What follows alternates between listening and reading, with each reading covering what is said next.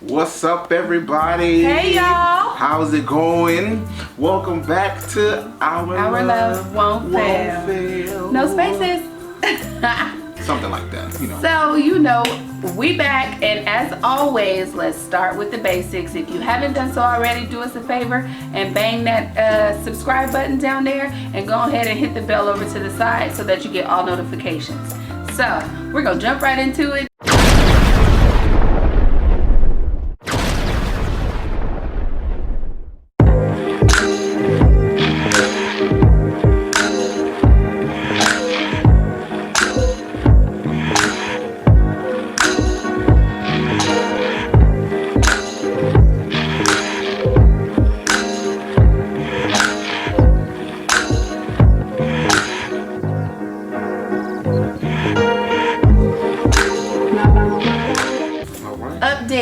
Update. What's going on?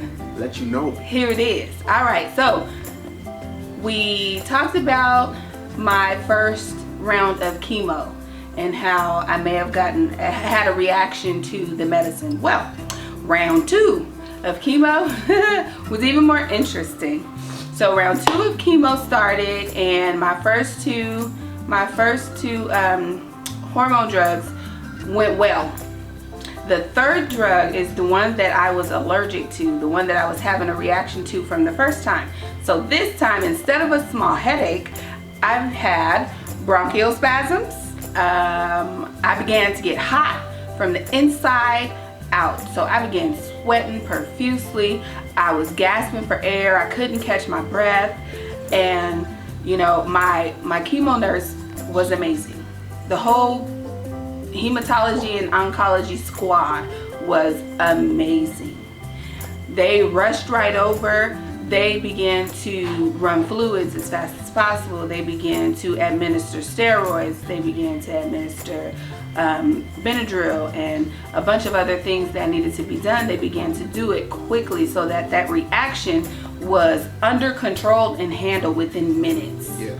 And so it was amazing. Although the feeling of the reaction that time was not a good feeling.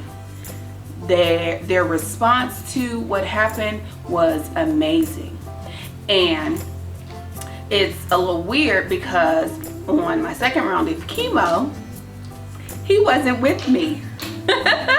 And so he was actually in the city over. He was in Riverside at the time, and he and I were on the phone.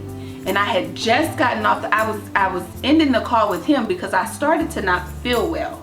So I had ended the call with him, and almost immediately after I hung up my phone, I began to gasp for air. Like, in my eyes, I'm dying. I'm like, oh my God, I knew one of these drugs was gonna get me. I was like, oh, I can't do this. And so I'm gasping for air. And so, you know, as everything is going on in my head, I'm thinking, oh, my poor husband don't know nothing. He don't know what's going on. And so once everything had gotten under control and I was okay again, I called him and I began to explain to him what was going on. How did that make you feel, baby? So, if we backtrack just a little bit, what it was is we were actually texting at first. I was actually headed out to another city with my brothers so that we were looking for a couch. I had you guys furniture down a couch in general, because he actually was looking for something and I was looking for something, so that for us it was so that she would be more comfortable when she was at home, because what we had before we had for a while. And so us getting into what our new life is and having to deal with everything, we wanted to make sure that she was comfortable. So she was texting me at first, and so when we got to the place that we needed to get to, I video called her so that she could begin to see, hey, this is what it is, this is what it is. And while we were video calling, that's when she said something felt wrong or she didn't feel too good. I'm thinking, well, maybe she's just tired, she just needs to lay down, sleep. So go to sleep, take a nap, don't worry. When we figure it out, I'll let you know and everything will be okay. And so that's when we had got the phone, and then she texted me and said that something doesn't feel right. And so I'm texting her like, okay, well, what's wrong? Did somebody know? And she's not texting me back. And so obviously I'm starting to get a little into a little panic, like, okay, she's not texting me back. She was just texting me, we were just video calling, what's going on? Nothing is happening. I'm like, okay, so we need to stop. So we're in the store and I just sit down, like, okay, told my brother, we gotta wait, cause something's going on, I don't know. I told him, I said, hey, tell your wife to call my wife. I don't know if something's going on, maybe I can't get a hold of her, see if she can get a hold of her. Cause I was like, yo, we gotta go now. Well, I can't get a hold of her, yo, we gotta go. I gotta get back over to the hospital because I need to see what's wrong. Probably 10 minutes. I say 10 minutes or so went by, and then she sent me a text. I'm all right, baby. No, you don't just send a text. I'm all right, baby.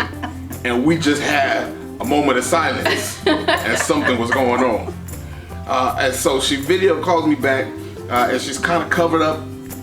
They got her covered back up to her neck, and all of this great stuff. And then she explains to me what happened. And in my head, I'm like, I can't believe that she was just about to die. I can't believe it. And I know it sounds funny, but at the moment, it was not. At the moment, right. I was in, the people in the store was like, is he okay? Is everything all right? Because that was actually, yes, it was kind of a scary moment. And then when she told me what happened, it was more so of a scarier moment for me, like, dang, I'm not there. And I can't do anything to help what's going on. I can't do anything to make it better. I can't do anything to take away whatever it is she got going on. And so immediately that makes me as a husband feel really bad, like there's something like I can't do to make things better. And so I was in a big panic mode when that incident happened. Didn't like it. But here she is. Hey. As beautiful as that. You're so silly. So, let's see. Okay, so let's fast forward a couple of days. My nurse gets in contact with my oncologist, who is amazing. She gets in contact with my oncologist and she explains to my oncologist that she is not giving me that medicine anymore, period. I went from a mild reaction the first time to a severe reaction the second time. And so they didn't want to play their cards, they didn't want to, roll the dice to see if I would have the same kind of reaction or even a worse reaction the third time. So I ended up having a month off of chemo, because everything needed to be changed, everything needed to be redone. My oncologist wanted to look and see which was the best medicine to replace the medicine that I was taking that I was having a reaction to. So my chemo treatments actually ended up going from once every 3 weeks to now I'm going once a week for the next 12 weeks. All of my treatments are on Mondays. So I went Monday and I was all prepared for my treatment and everything. I was like, okay, let's start this little 12-week cycle, and boom, got smacked with another thing. My face and my chest broke out. And so I had bumps like hello teenage years again. Like I got straight up acne like I'm 13 years old. I'm like, oh my gosh. And so it's like all over my face, it's over my chest. And so my nurse, she goes, where'd those bumps come from? I was like, I don't know. They just popped up a few days ago. She was like, okay, hold on. Let me go call your oncologist. So she calls my oncologist. My oncologist is like, nope, that's a reaction to one of the meds and we need to figure out which one. So I got delayed by a week. I got delayed for chemo by a week. I ended up having to take steroids for 6 days. Steroids are not fun. That's a whole nother topic. I had to take steroids for 6 days, and then I was able to go back to chemo that following Monday. That chemo actually went well. It actually went really well. The new drug that they replaced my last one with ran pretty smoothly. I take a total of 4 drugs. The first 2 and the last one are on a run cycle of a half an hour. But since we're sketchy with that third one, the replacement, they're gonna run it slow, which takes about an hour. That takes my chemo every 3rd week. That takes my chemo to about 5.5 hours. But the weeks in between, so the 1st and 2nd week, my chemos are only about 2.5 hours because I only do 2 drugs for the 1st and 2nd week. And then on that 3rd week, I do all 4. And so it's coming along. This whole cancer journey kind of comes with its own rule book. And it's not a rule book that's the same from person to person. And so it's like it's an everyday journey. Yeah. Like, you know, you hear the expression, it's an everyday journey. No, it's a literal everyday journey. Some days are amazing. Some days my attitude is amazing. My energy is good. I feel good. My body feels good some days. And it's like, I do anything. I'm like, okay, let's do this. Let's clean this. Let's do this. Let's cook this. Let's go here. Mind you, he don't let me go that many places because I'm not supposed to be around people. Which I understand because of the low immune system that comes with all of the drugs. So I completely understand. No fuss, no foul there. But other days, I'm mean. Other days I'm sad. Other days I'm upset. Other days I'm not feeling well. Some days my energy is below ground level. I had one of those days not too long ago. I think I woke up close to 11 o'clock. I woke up close to 11 o'clock in the morning. I ate. And then around 1 o'clock I was asleep. And I think I woke up around 5. 5, yeah. And I ate. And I was asleep again by 7 o'clock. And I think I woke up around 9:30? Like 9:30. And then at 11 o'clock, I was like, all right, I'm ready to go upstairs and go to bed. So some days, I have no energy. But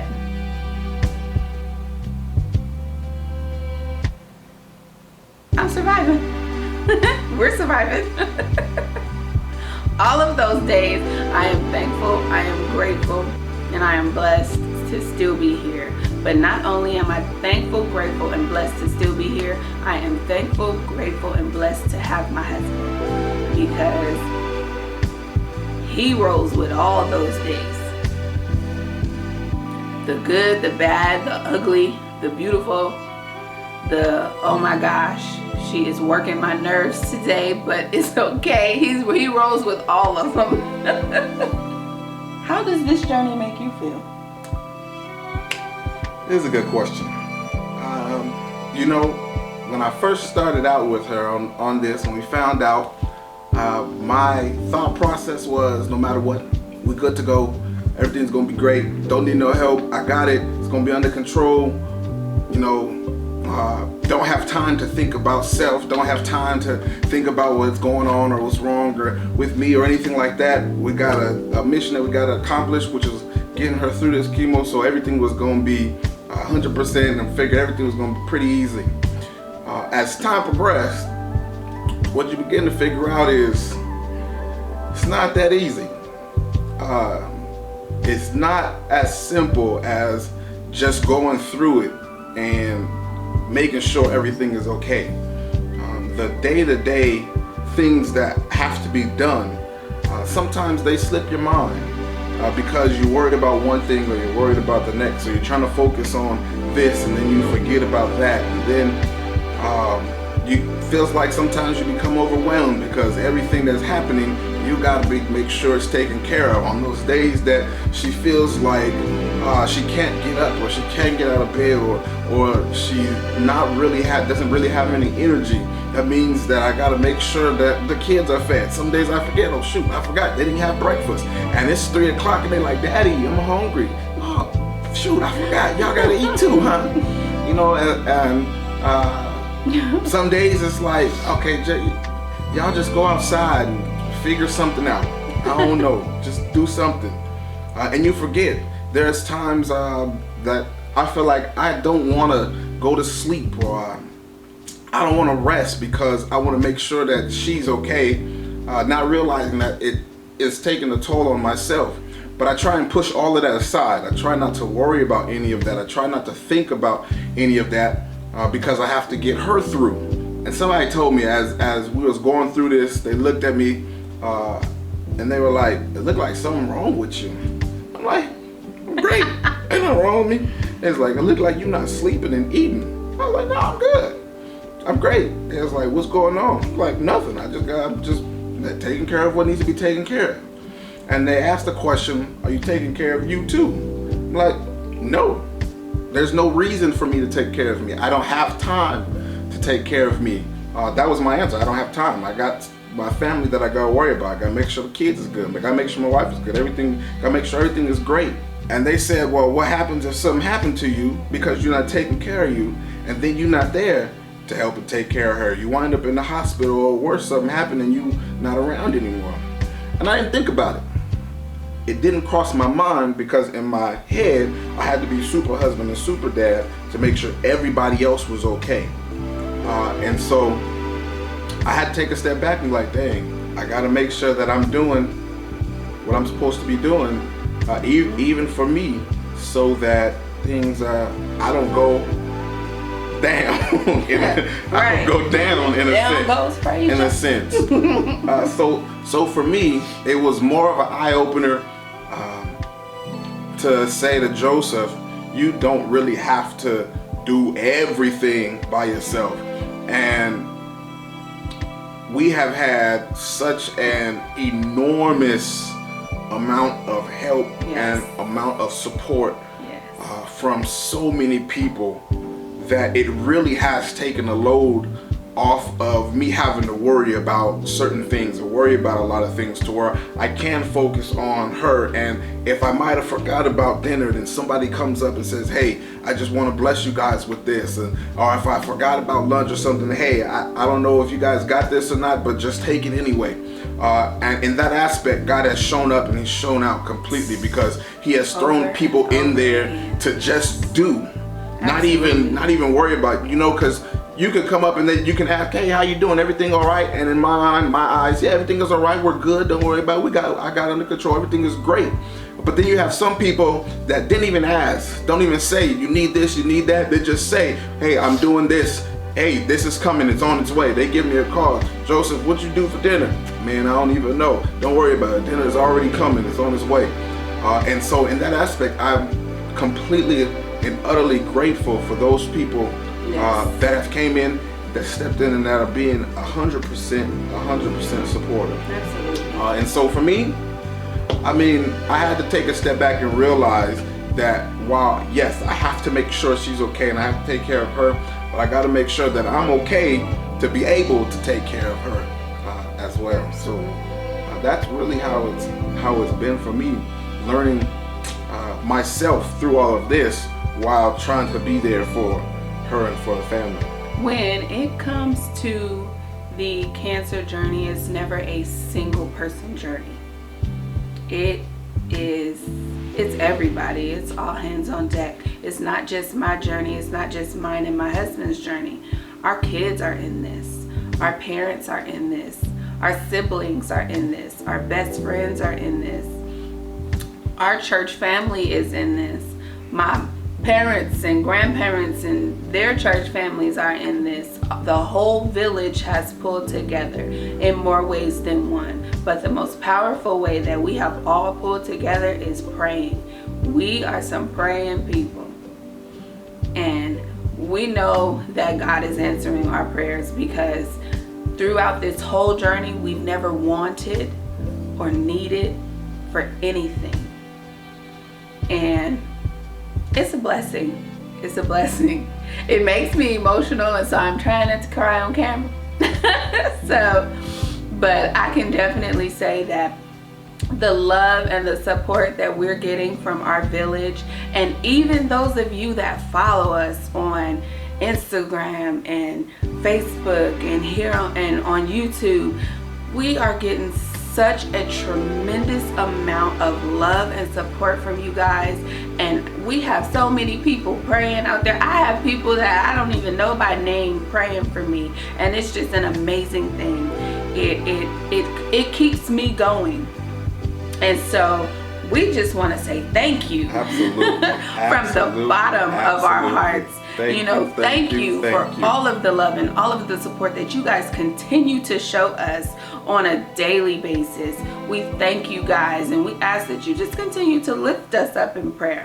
But on a happier, or let's say a more joyous note, actually, the 25th of July, she just had a birthday. Just turned 37. I know people don't be like, oh, don't die. I'm 37, y'all. We are excited. We excited. Every day becomes an exciting day. So for her to be able to make it to 37 on her birthday, it was amazing. Oh my God. Okay, so I'm very nosy. Very like bossy. I can never let a surprise be a surprise, right? So my birthday fell on a Saturday. So that day before, that Friday, we were sitting around the house, and I had needed something from the store. So he gathered the kids, which was normal because he doesn't leave them here with me. During the journey, he doesn't leave them here with me. He takes them with him. So he gathered the kids, and he's like, all right, I'll be back. I'll go get what you need, blah, blah, blah. And I'm like, okay. So he leaves, he comes back, and it's just him. And I'm like, where are my kids? He's like, they'll be all right. I'm like, wait a minute. Sorry, where are my kids? He said, your sister got them. And so I'm like, well, what sister are you talking about? Because my sister never takes my kids. She may take the oldest, but she never takes all three. So he's like, well, we seen her driving down the street, and she was like, well, I'll take them with me to pick up my nephew. And I'm like, you've lost your mind. Like, no, where are my kids? So I get up, and they do pranks and practical jokes all the time. So I go to the garage, and I open the door to look in the garage, thinking my kids are right there ready to scare me or something. My kids weren't in the garage. I go and sit down, low-key defeated, trying to figure out where my children are. And I'm like, baby, where are the kids? He's like, they're with your sister. They're fine. I'm like, all right.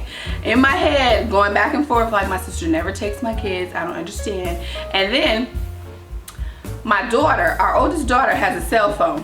But he walked in the door with her cell phone and put her cell phone on the table. So I couldn't even text her like, hey, baby, where are you?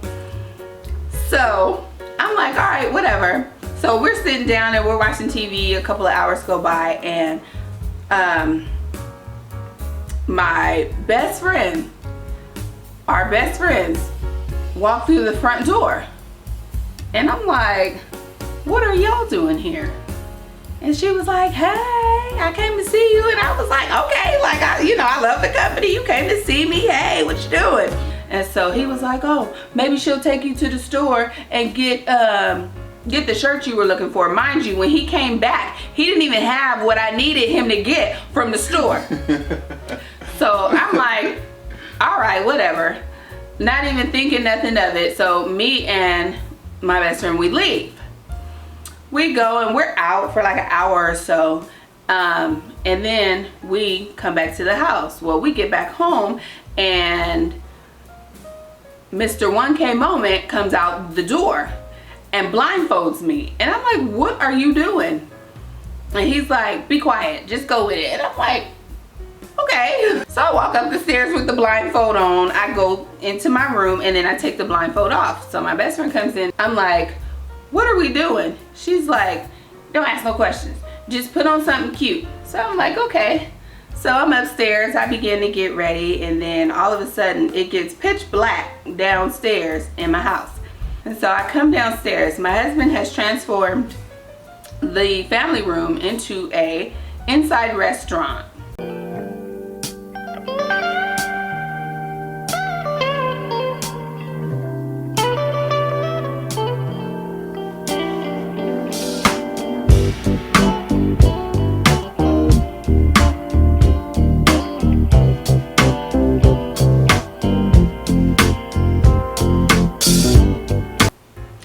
The music was playing, instrumentals, of course. The music was playing, it was pitch black, the curtains were drawn, it was candlelight on the table, the food, the drinks, everything was sitting on the table. My husband was dressed, head to toe, had on the little fedora. I love fedoras. Had on his fedora, looking good, and I'm like, oh my gosh. Amazing. The dinner was amazing. My husband can throw down in the kitchen, y'all. Side note. Anywho, it was amazing. The night was great. We hung out. We ate dinner. After we ate dinner, we sat and we played this board game, or it wasn't a board game. We played this game while we were still sitting at the table. The night went on till about 12 something in the morning. It was a great night. And I was satisfied. The following day was my actual birthday. And so, you know, we got up normal morning, and I should have thought about it, because he actually got up with no complaints. He just popped up and he started getting dressed before I did. And so I was like, oh, okay, well, let me get dressed. So we got up, we got dressed, and we came downstairs, and we were kind of sitting around for a little bit. All of a sudden I hear my front door opening, and I'm like, well, what in the world? Who is that? I'm like, who is that? Who is it? Who is it? And my husband looking, he was like, I don't know. He looking like, oh, I don't know who it is. I don't know who it is. Front door opens, in walks my best friend and her husband again. I'm like, okay, 2 days in a row, let's do it. You know, we don't have no kids. The kids are gone, their kids are gone, my kids are gone. So I'm like, okay, hey. So we're sitting around, and then my best friend is trying to get me upstairs. And I'm like, well, why? For what? I think what I got on is okay. I don't understand. And then my husband and Mr. One K Moment, they're like, okay, we're gonna go outside and go up that hill up there and fly the drone. And my husband is like, put this hat on. And I'm like, for what? So I put on this big old black and white hat. He's like, all right, now put your mask on. And I'm like, what is going on? So I put my mask on. He's like, where's your sunglasses? I put my sunglasses on. They sprayed me down with like sunscreen from head to toe. And then he's like, all right, come on, come outside, come outside. So I walked out of the front door, and then all of a sudden horns start blowing. And I was like, what in the world? So I walk out, and there's balloons everywhere. There's this enormous line of cars that's wrapped around the corner.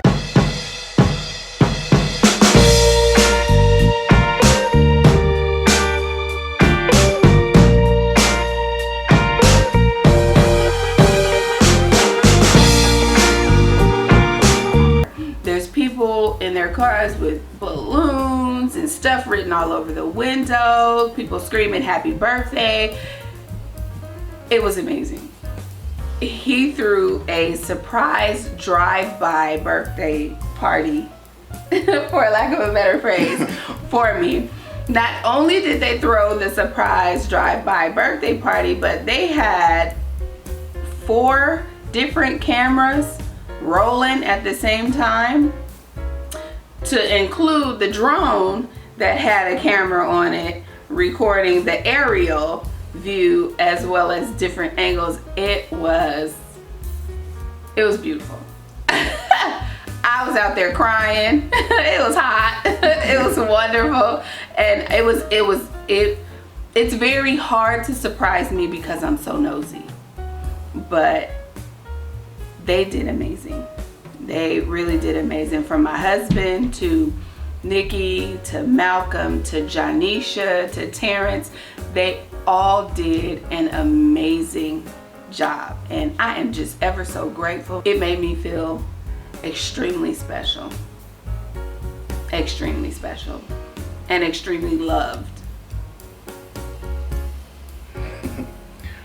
He good. Well, I was gonna tell you what happened on her birthday. I had started to begin with, but that's what it was.